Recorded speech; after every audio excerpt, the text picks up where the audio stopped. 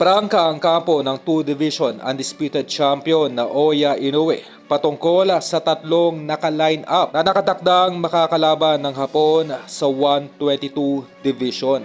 Na kung saan ay ayon pa sa kampo ni Inoue na mas masahol pa sa sinapit ni Doheny ang matitikman ng natitira pang tatlong elite fighters na naka-line up para kay Inoue, na kung saan ay baka mauwi pa raw ito sa pagkakomatos ng mga nasabing fighters. Ang tinutukoy ng kampo ni Inoue ay itong sina Sam Goodman, Burujun Akhmadaliev at Jan Riel Casimero, na natitira pang tatlong elite fighters sa 122 na may reputasyon na makaharap itong si Inoue.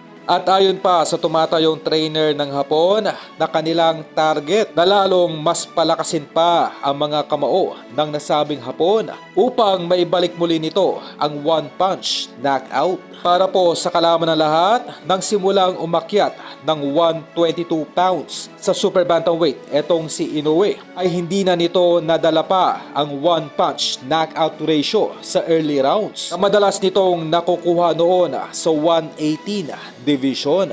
Kumbaga, ang mga panalo na lamang ngayon nitong si Inoue ay nakukuha na lamang nito sa middle at late rounds.